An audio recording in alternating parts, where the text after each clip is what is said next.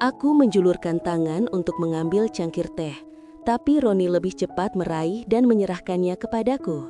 Jari-jarinya sengaja bersentuhan dengan jemariku lebih lama dari seharusnya.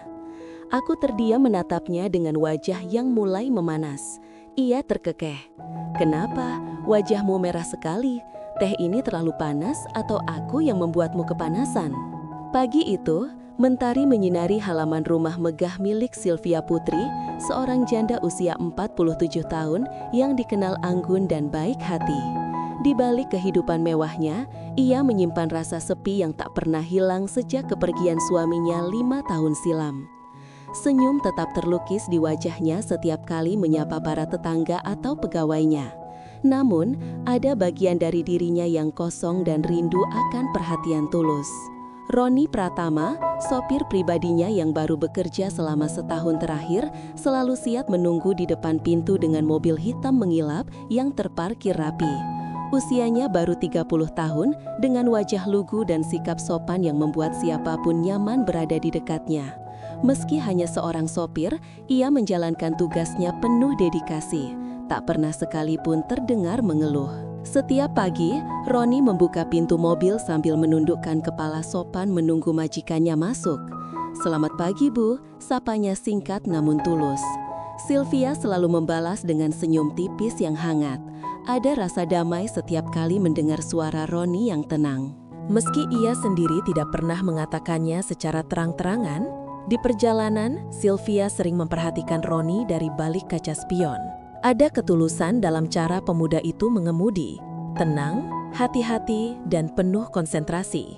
Kadang, ia ingin berbincang lebih lama dengannya, namun menjaga jarak dianggapnya sebagai bentuk wibawa seorang majikan. Walau begitu, hatinya diam-diam menikmati momen singkat saat Roni sesekali melontarkan candaan kecil untuk mencairkan suasana. "Jalanan agak macet, Bu, jadi kita bisa latihan sabar, Bu," ucap Roni sambil tersenyum tipis suatu pagi. Sylvia terkekeh pelan, sesuatu yang jarang ia lakukan di depan orang lain. Candaan sederhana itu bagai cahaya kecil yang menghangatkan hatinya yang sunyi. Ia mulai menyadari, hari-harinya tidak lagi terasa monoton. Sejak ada Roni, para pembantu di rumah sering memperhatikan betapa seringnya Sylvia terlihat ceria ketika hendak berangkat keluar bersama Roni. Bu Rini, kepala rumah tangga, bahkan sempat berbisik pada rekannya bahwa nyonya mereka tampak lebih bahagia belakangan ini. Meski tidak ada yang berani membicarakan lebih jauh, suasana hangat itu mulai terasa di seluruh rumah. Suatu sore, selepas menghadiri acara sosial, Sylvia merasa lelah dan memilih duduk sejenak di taman rumah sebelum masuk. Roni, yang baru saja memarkir mobil melihatnya, dan dengan hati-hati menawarkan sebotol air mineral. "Silahkan diminum dulu, Bu, sepertinya capek sekali," katanya dengan nada penuh perhatian. Sentuhan kecil itu membuat Sylvia tersenyum lebih lebar dari biasanya. Hari-hari berikutnya, perhatian Roni semakin sering terasa. Ia selalu memastikan pintu mobil terbuka tepat saat Sylvia melangkah, menyesuaikan suhu AC sesuai kenyamanannya, hingga mengingatkan agar ia membawa payung saat hujan. Bagi orang lain mungkin itu hal sepele, namun bagi Sylvia, semua itu seperti tanda kepedulian tulus yang lama tak ia rasakan. Malam-malam sepi di kamar besar membuat pikirannya melayang pada sosok Roni. Ia bertanya pada dirinya sendiri mengapa seorang pria sederhana bisa membuat hatinya berdebar. Padahal sudah lama ia menutup pintu bagi cinta. Namun setiap kali ingatan itu datang, ia mencoba menepisnya dengan alasan usia, status, dan pandangan orang sekitar. Di sisi lain, Roni pun menyimpan kekaguman pada majikannya. Ia sering merasa kagum pada ketegaran dan kelembutan Sylvia dalam bersikap. Meski berasal dari keluarga berada, wanita itu tidak pernah merendahkan siapapun, termasuk dirinya. Namun, Roni sadar betul posisinya, hanya seorang sopir yang seharusnya menjaga jarak. Waktu berjalan, dan hubungan keduanya semakin diwarnai percakapan kecil yang sederhana namun hangat. Ada tawa ringan di dalam mobil, ada sapaan tulus setiap kali berangkat atau pulang. Mungkin tidak ada yang menyadari, tapi benih rasa mulai tumbuh pelan namun pasti di antara dua hati yang sebenarnya haus akan ketulusan. Hari itu ditutup dengan senja yang indah. Ketika Sylvia berdiri di balkon rumahnya, memandang langit yang berwarna keemasan, ia teringat senyum Roni sepanjang hari, dan tanpa sadar hatinya berbisik, "Mungkin inilah awal dari sesuatu yang belum pernah aku duga sebelumnya." Batin Sylvia sambil memandang langit senja yang perlahan meredup. Malam itu, ia kembali masuk ke kamar besar yang sunyi. Namun berbeda dari biasanya, hatinya dipenuhi rasa hangat yang membuatnya sulit memejamkan mata. Ia terus memikirkan kebaikan-kebaikan kecil yang Roni tunjukkan, seolah Tuhan mengirimkan pemuda itu untuk mengisi ruang kosong dalam hidupnya. Keesokan paginya, suasana terasa berbeda sejak Sylvia melangkah keluar dari rumah. Roni sudah berdiri menunggu di samping mobil dengan senyum sopan yang sama. Namun kali ini, ketika mata mereka bertemu, ada sesuatu yang membuat Sylvia berdebar lebih kencang. Ia menunduk pelan, menyembunyikan rona wajah yang tak biasa ia miliki. Perjalanan hari itu terasa lebih hidup dari biasanya. Roni menceritakan kisah kecil tentang masa mudanya di kampung, tentang bagaimana ia dulu sering membantu ayahnya di bengkel motor. Sylvia mendengarkan dengan saksama, seolah setiap kata Roni adalah dongeng menarik. Sesekali ia tertawa, dan Roni tersenyum puas melihat majikannya bisa sejenak melupakan kesibukan. Namun, di balik momen hangat itu, ada suara-suara kecil yang mulai muncul di sekitar rumah besar itu. Beberapa asisten rumah tangga berbisik pelan ketika melihat kedekatan antara nyonya mereka dan sang sopir. Meski mereka tidak bermaksud jahat, ucapan-ucapan ringan itu terkadang membuat suasana berubah. Sylvia yang peka terhadap sekitar, sesekali merasa bahwa ia diperhatikan lebih dari biasanya. Suatu siang setelah menghadiri rapat yayasan, Sylvia kelelahan dan meminta Roni untuk menghentikan mobil di taman kota yang rindang. Ia ingin sekadar duduk menikmati angin. Roni dengan sigap membuka pintu dan menemaninya duduk di bangku kayu.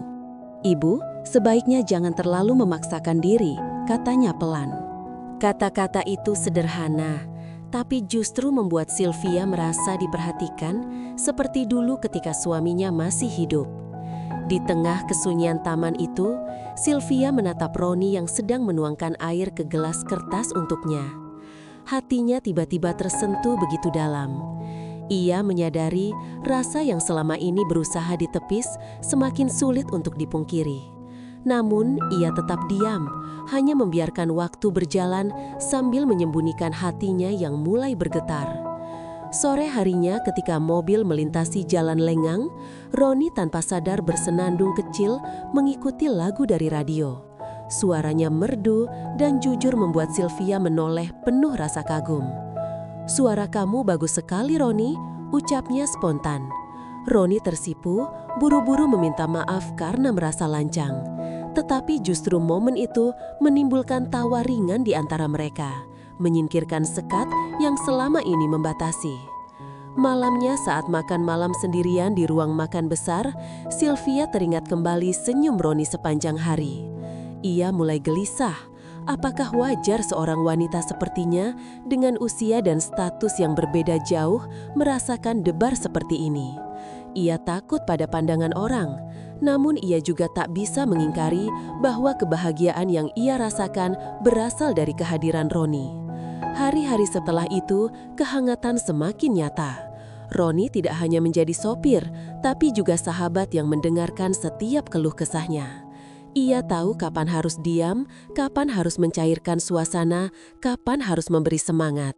Kehadirannya bagaikan oase di tengah gurun kesepian. Namun, bisikan-bisikan di rumah mulai bertambah. Ada yang berkata, "Ibu sekarang lebih sering tersenyum ya, mungkin karena sopirnya yang rajin." Meski diucapkan sambil tertawa kecil, kalimat itu menusuk telinga Sylvia.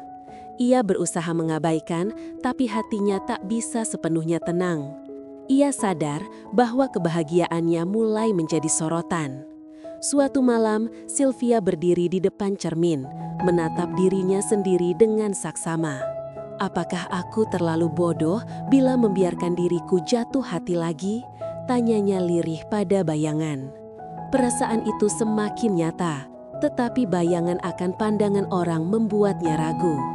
Dalam hatinya, ia mulai menyadari bahwa perjalanan ini tidak akan mudah. Di balik semua kebimbangan itu, Sylvia tahu satu hal.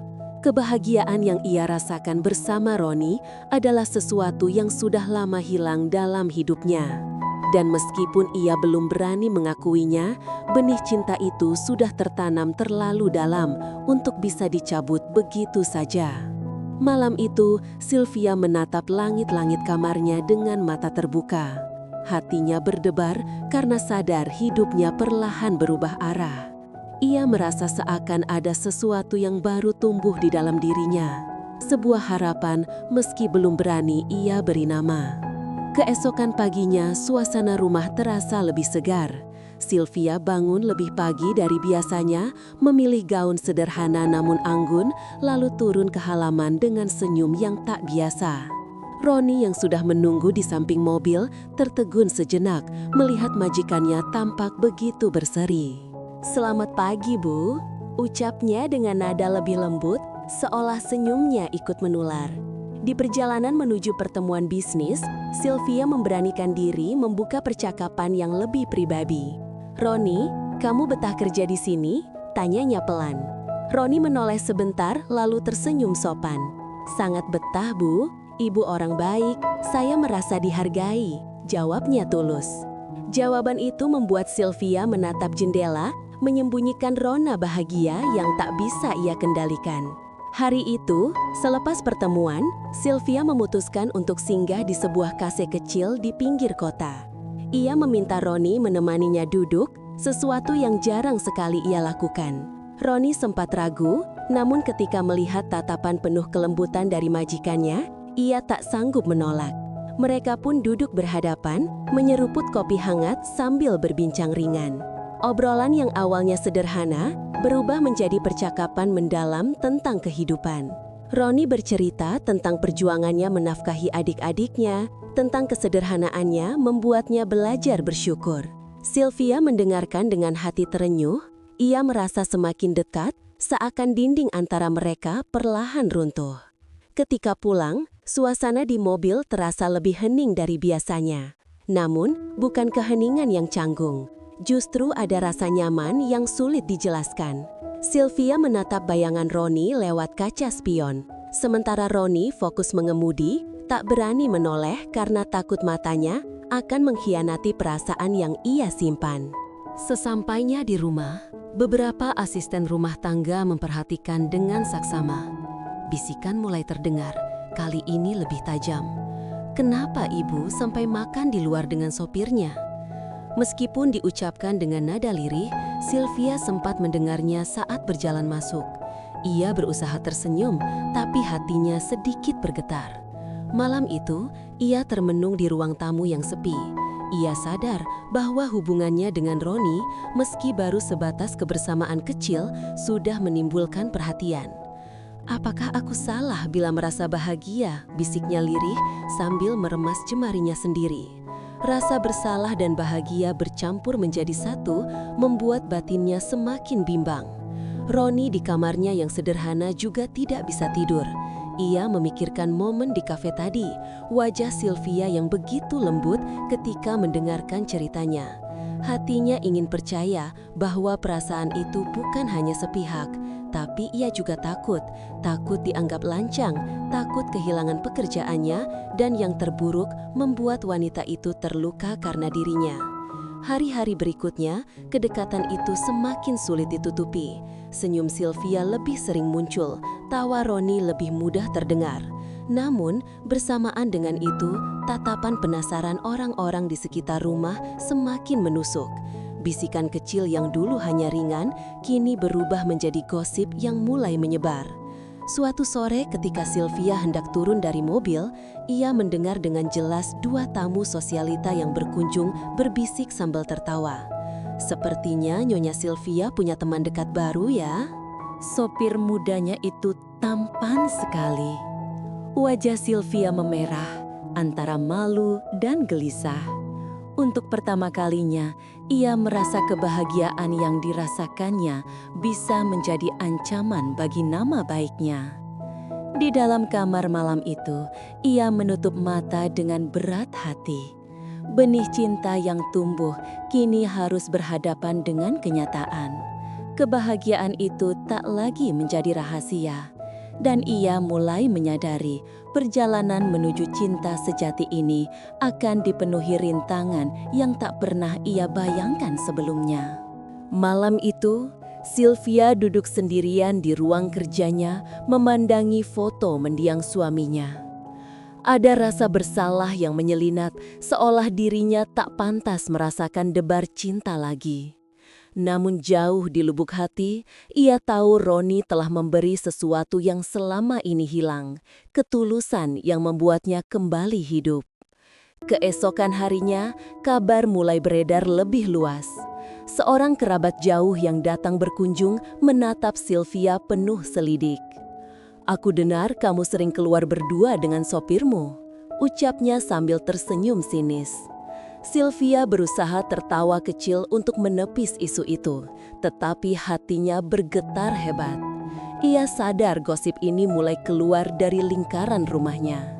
Sepanjang perjalanan pulang setelah acara itu, Sylvia lebih banyak diam. Roni yang menyetir di depan merasakan ada sesuatu yang salah. "Ibu tidak apa-apa?" tanyanya pelan. Sylvia hanya menjawab singkat, "Tidak apa-apa, Roni." Namun dalam hatinya, ia bergulat dengan ketakutan.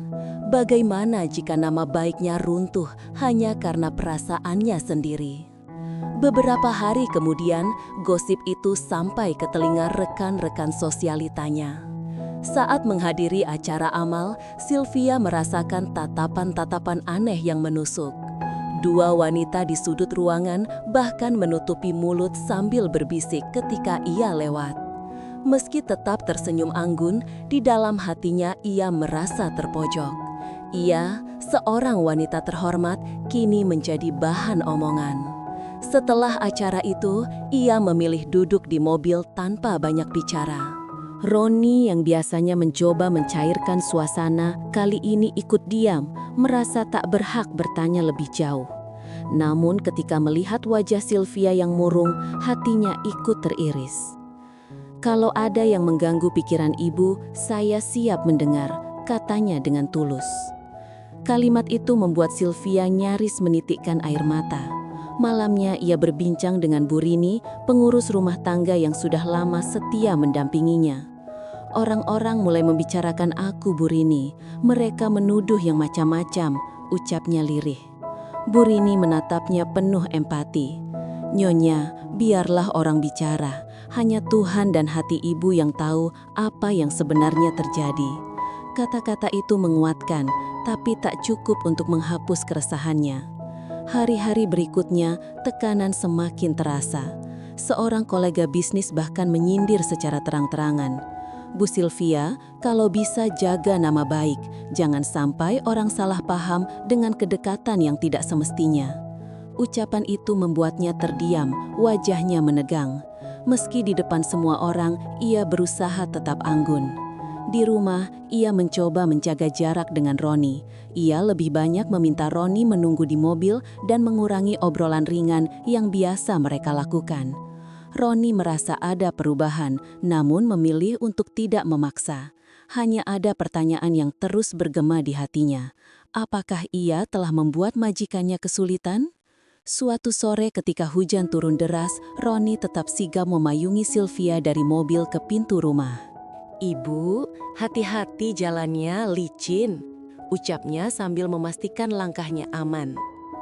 Sylvia terdiam sejenak di bawah payung itu, merasakan kehangatan yang sederhana namun tulus.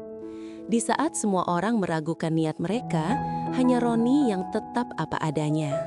Namun momen singkat itu tak luput dari mata salah seorang tamu yang kebetulan datang.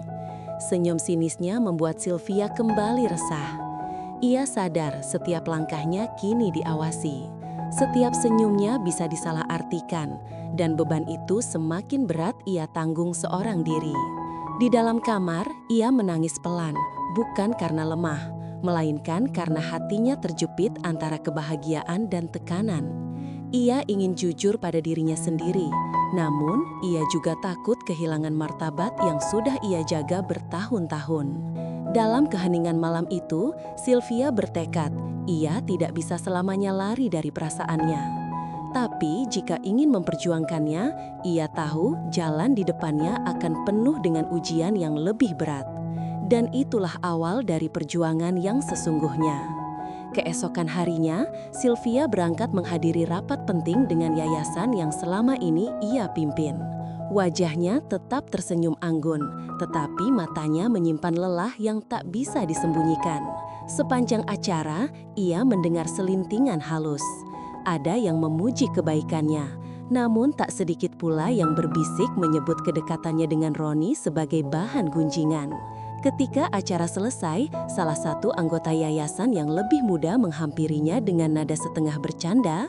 "Bu Sylvia, katanya sekarang lebih sering jalan bareng sopir muda ya?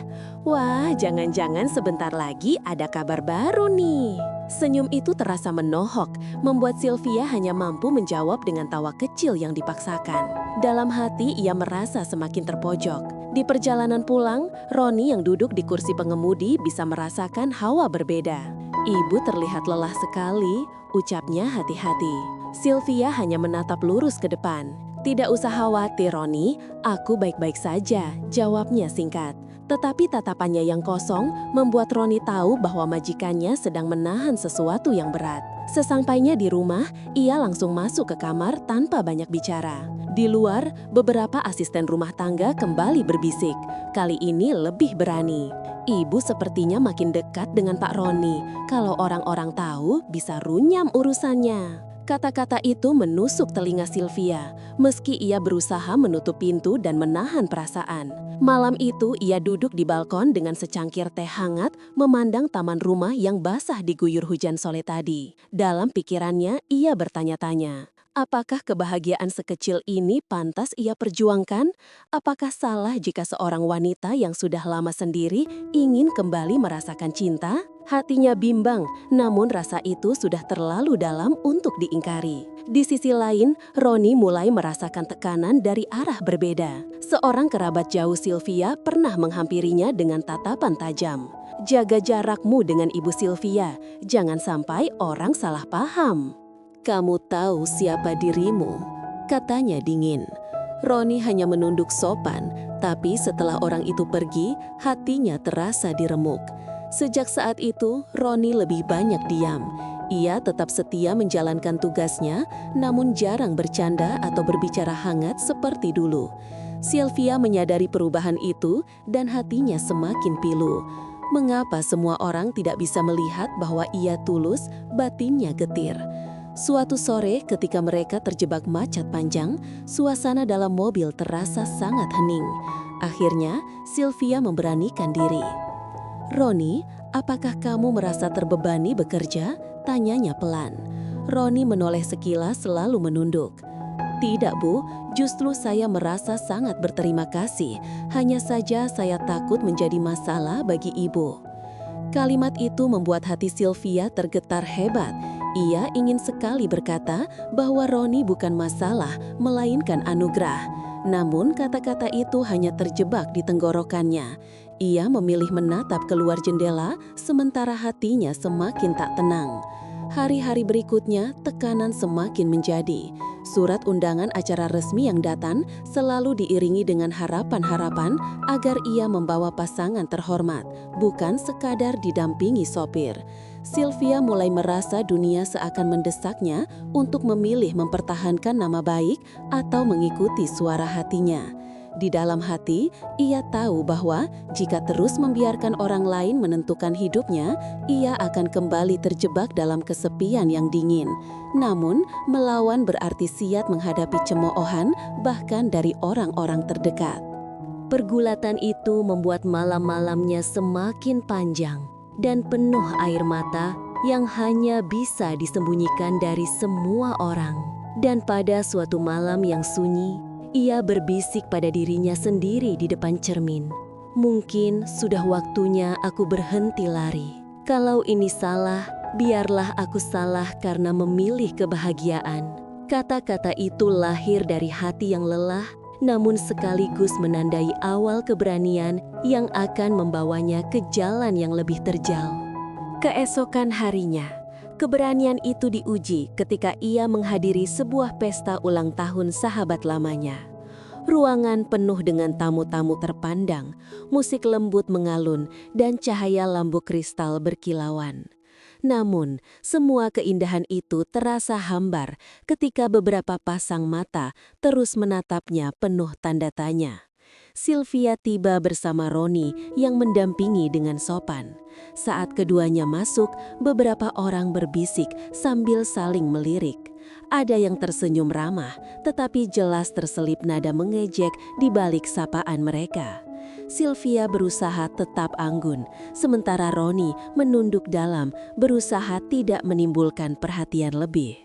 Tak lama, seorang tamu yang cukup dekat dengan Sylvia menghampiri dengan senyum manis tapi penuh sindiran.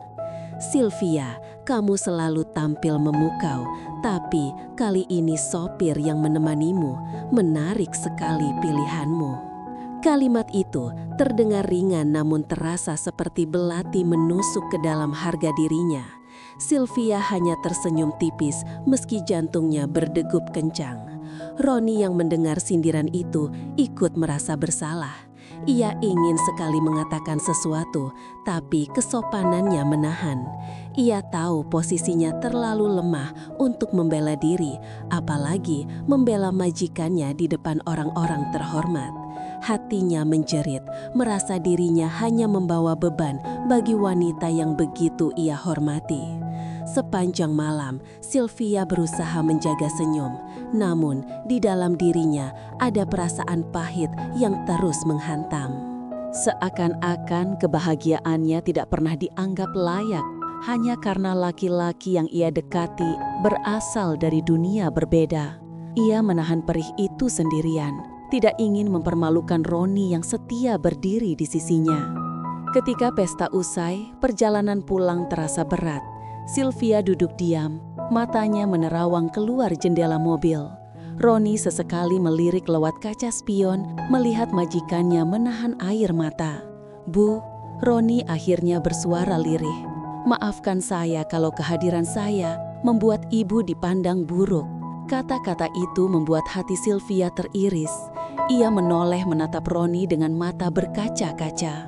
"Jangan pernah bilang begitu lagi, Roni. Kalau tidak salah, dunia ini saja yang kadang terlalu kejam menilai."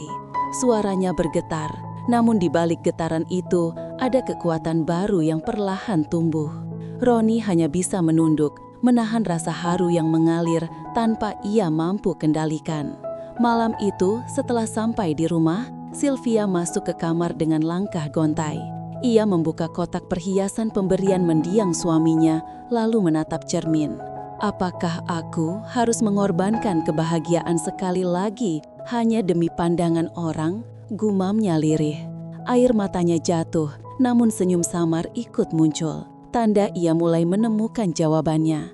Keesokan paginya, gosip semakin menjadi. Beberapa media sosial lokal bahkan mulai mengangkat isu tentang wanita terpandang yang dekat dengan sopir mudanya. Meski tidak menyebut nama langsung, semua orang bisa menebak siapa yang dimaksud. Sylvia merasa bagai hidup dalam sorotan lampu yang menyilaukan tanpa bisa sembunyi. Ia menutup pintu kamar dan menangis dalam diam. Namun kali ini tangisnya berbeda. Ada kesedihan, tapi juga tekad yang mulai menguat. Ia sadar bahwa inilah ujian besar yang harus ia hadapi bila benar-benar ingin memperjuangkan kebahagiaan bersama Roni. Di luar kamar, Roni berdiri resah.